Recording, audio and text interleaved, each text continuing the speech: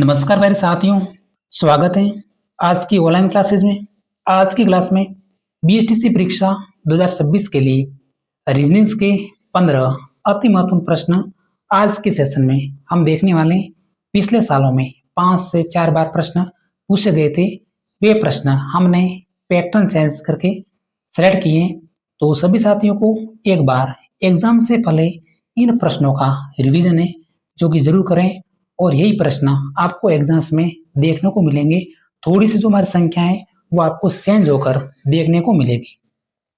तो शुरुआत करेंगे हम प्रथम क्वेश्चन से। भारत नई दिल्ली, यानी भारत की राजधानी पूछी है नई दिल्ली। इसी प्रकार जापान की राजधानी है, वो आप सभी साथियों को बताना है। ये हमारा रीजनिंग्स का पहला टॉपिक है जिसमें राजधानी से संबंधित प्रश्न आते हैं। तो वहां पे हमारा करेक्ट आंसर हो गया ऑप्शन नंबर डी। जो जापान है इसकी जो राजधानी है वो है टोक्यो।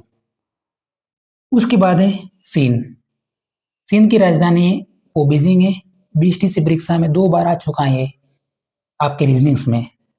तो रूस जिसकी राजधानी मॉस्को है, और इजराइल, तो इस इजराइल की जो राजधानी है वो है जेरूसलम।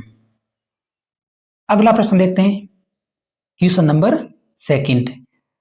आपको एक श्रृंखला दे रखी है और इस श्रृंखला में अगला अक्षर है जो कि आपको ज्ञात करना है। तो अगर आपको ऐसा डायग्राम देखने को मिले और ऐसे अंक श्रृंखला सीरीज देखने को मिले तो सर्वप्रथम सभी साथियों को इसमें जो आपको अंतर है वो निकालना है, संख्याओं के मध्य अंतर। तो 10 और 11 के मध्य अंतर, 11 और 14 के मध्य अंतर, 14 और 19 के मध्य अंतर, और हमारा फिर अगला अक्षर है जो कि अपने आप आ जाएगा। यहाँ पे 10 और 11 के मध्य एक संख्या का अंतर है। उसके बाद है 11 और 14 के मध्य 3 संख्याओं का अंतर है। 14 और 19 के मध्य 5 संख्या का अंतर है, 1, 3, 5। अगली जो हमारी विषम संख्या की सीरीज बन रही है तो वो अगली विषम संख्या होगी वो होगी 7। देख सकते हैं। अब आपको क्या करना है, जब हम 14 में 5 ऐड करते हैं तो हमारी संख्या कितनी आ रही है, 19 आ रही है।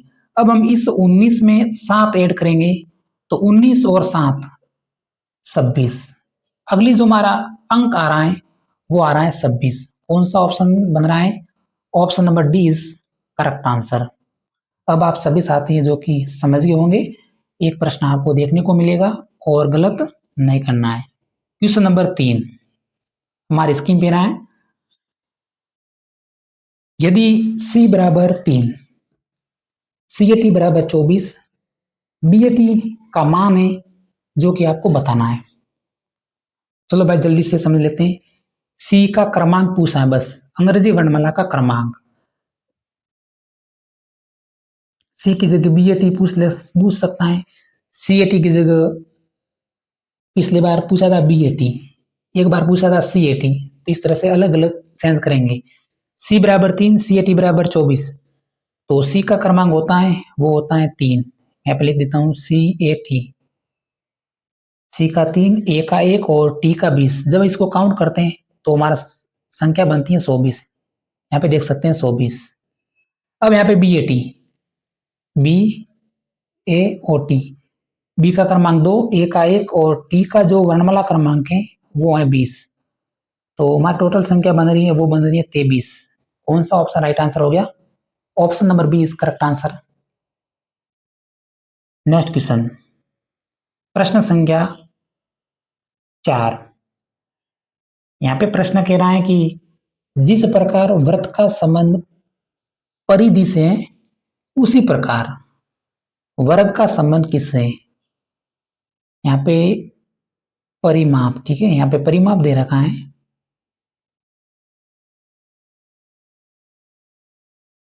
तो जैसे ये हमारा वृत्त है, वृत्त की परिधि होती है चारों ओर, ठीक है, 2πr। इसी प्रकार वर्ग का क्या होता है ये पूछा है, तो वर्ग का होता है परिमाप। ऑप्शन नंबर सी है जो कि हमारा करेक्ट आंसर होगा। बस ध्यान रखना है, 2 बार आ गया है। क्वेश्चन नंबर 5 देखते हैं जल्दी से, मैं आपको सॉल्यूशन करके बता रहा हूं। तो जो भी BSTC के साथी हैं, अगर आपको अपनी कट ऑफ पार करनी है 430 नंबर, क्योंकि इस साल यही आपकी कट ऑफ रहेगी 15 में। पिछले साल 400 अंतिम लिस्ट तक 400 से नंबर रही थी। जब मैं अंतिम कट ऑफ का वीडियो बनाता हूँ तो अंतिम कट ऑफ गई थी 400 से।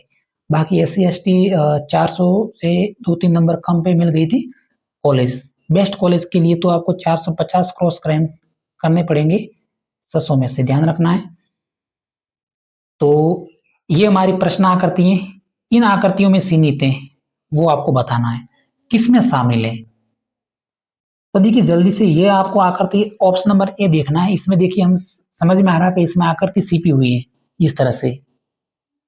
चलो इस तरह से शामिल है, फिर इस तरह से हुआ, इस तरह से। ऑप्शन नंबर ए में शामिल है। अब ये जल्दबाजी में नहीं बनना है। ऑप्शन नंबर डी है जो कि हमारा करेक्ट आंसर है। नेक्स्ट प्रश्न, क्वेश्चन नंबर 6, 3 के विपरीत फलक पर कौन सी संख्या है वो हमारी आएगी। 3 के विपरीत फलक पर, इस 3 के विपरीत फलक पर देखिए समझते हैं। पहले अगर आपको ऐसा डायग्राम देखने को मिले या फिर ऐसा घन देखने को मिले या फिर ऐसा पासा देखने को मिले तो सर्वप्रथम आपको सेम संख्या देखनी है, फिर घड़ी की सुई दिशा में ले आपको लिख देना है। इसमें हमारी सेम संख्या 4 है, इसमें भी हमारी सेम संख्या 4 है। तो मैं सीरीज लिख देता हूं 4 2 1। इसमें सेम संख्या कितनी थी, 4 3 और 5। मैंने कुछ नहीं किया, घड़ी की सुई की दिशा में लिखा है बस सेम। अब यहाँ पे 2 के विपरीत फलक पर 3 है, 1 के विपरीत फलक पर 5 है, 3 के विपरीत फलक पर पूछा है तो देखिए 2 आ रहा है। Option number C is correct answer है। समझ गए होंगे आप। जल्दी से नेक्स्ट क्वेश्चन, क्वेश्चन नंबर 7 हमारे स्क्रीन पे रहा। इसमें पासा की संख्या 3 से बढ़ाकर 4 कर दिया है। ऐसा तो बिल्कुल सिंपल सा प्रश्न बनेगा। इसमें आपको 2 संख्या जो कि सेम देखना है। कितनी, 2। अब यहाँ पे देखिए 1 और 3 में देख लेता हूँ। दूसरा पासा में 1 और 3, देखिए 2 संख्या सेम दिखाई दे रही है। तो जब 2 संख्या आपको सेम दिखाई दे तो इस 5 अकेली संख्या हमारी 5 बसी, इसमें हमारी अकेली संख्या वो बसी 2।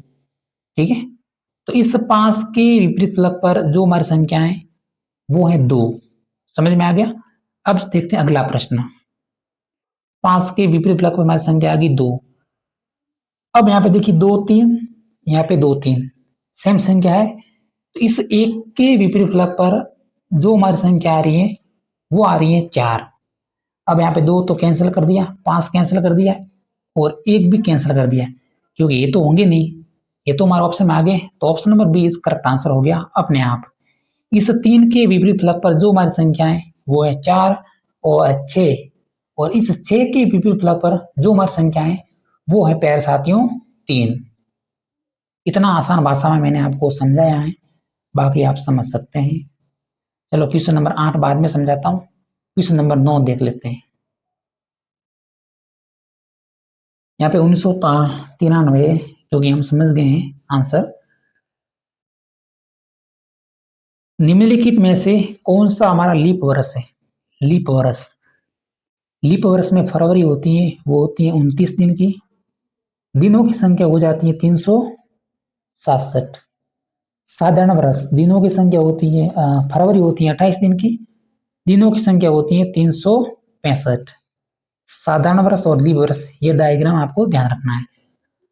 लीप वर्ष में एक दिनों की संख्या है जो कि एक दिन ज्यादा होता है। क्यों होता है, क्योंकि फरवरी हमारी एक दिन बढ़ जाता है, 28 की जगह 29 दिन हो जाते हैं फरवरी के।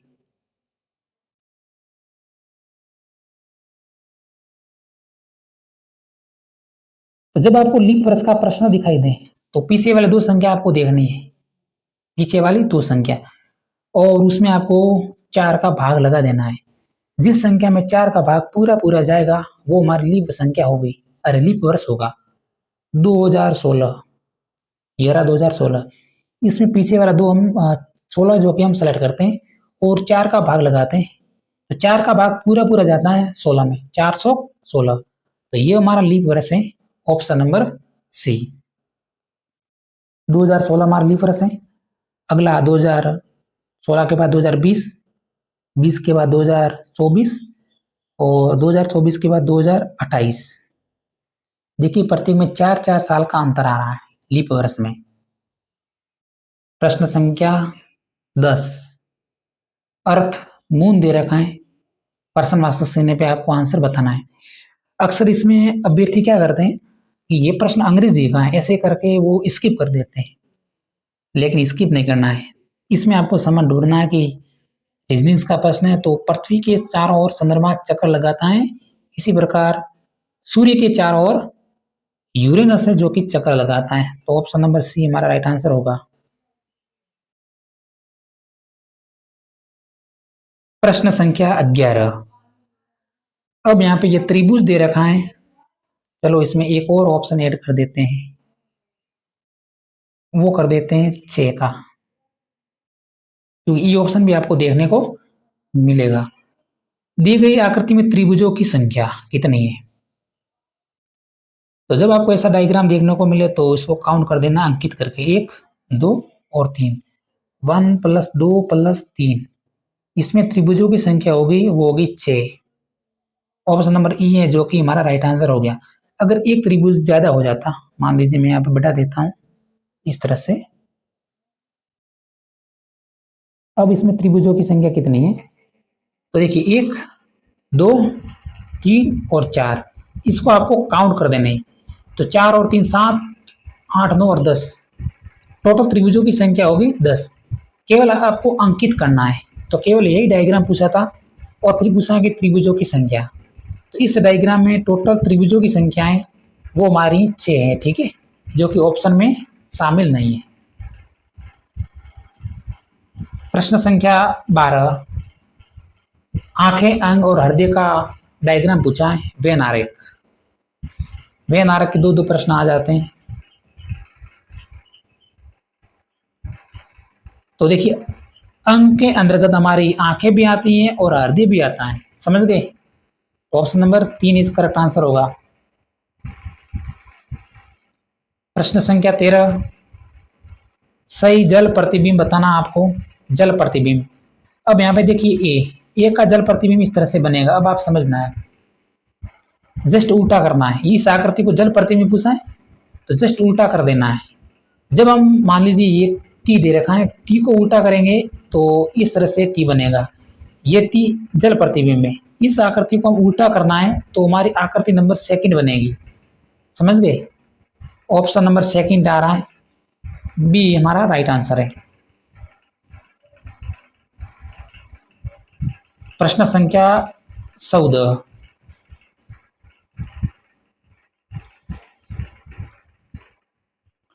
सत्ताईस दे रखा है, पर्सन वास्तव सेना 125 दे रखा है और 25 दे रखा है। बीएसटीसी में ये पूछा गया था 2020 में, राजस्थान पुलिस सीटी और पीटीटी में पूछा है। पर्सन वास्तव सेना में कौन सा हमारा अक्षर है जो कि आने वाला है, समझते हैं।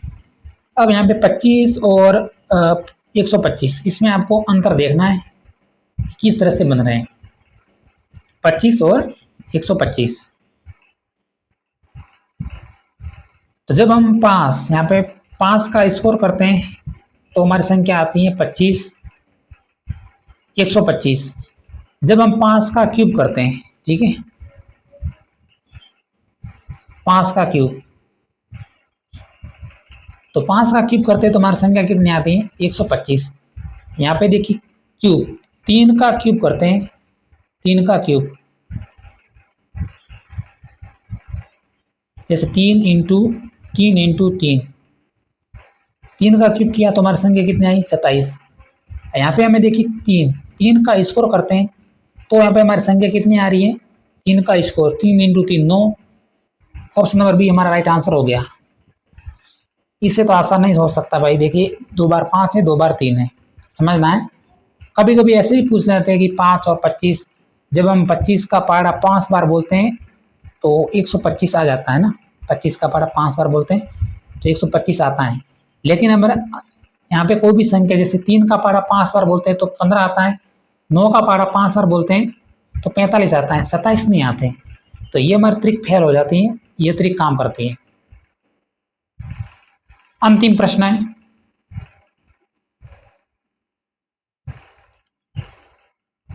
सीना पर कौन सी संख्या जो कि हमारी आएगी इस प्रश्नवाचक चिन्ह पे। प्यारे साथियों देखिए, यहाँ पे 1 दे रखा है, 8 दे रखा है और 27 दे रखा है। हमें समझ में आ रहा है कि यहाँ पे क्यूब हो रहे हैं, देखिए घन हो रहे हैं। अब 1 का क्यूब करते हैं, 1 इंटू 1 इंटू 1 तो 1 ही आता है। 2 का क्यूब करते हैं, 2 इंटू 2 का क्यूब, 2 इंटू 2 इंटू 2, 2 का क्यूब करते हैं तो हमारी संख्या आती है 8। 1 2 3, 3 का क्यूब करते हैं तो हमारी संख्या आती है 27। तो यहाँ पे देखिए 4, 4 का क्यूब कर देना है, 4 का क्यूब। जब 4 का क्यूब करेंगे, 4 इंटू 4 इंटू 4, 416 और इंटू 4 64। ऑप्शन नंबर डी है हमारा राइट आंसर हो गया। क्यूब में आंसर आ रहे हैं।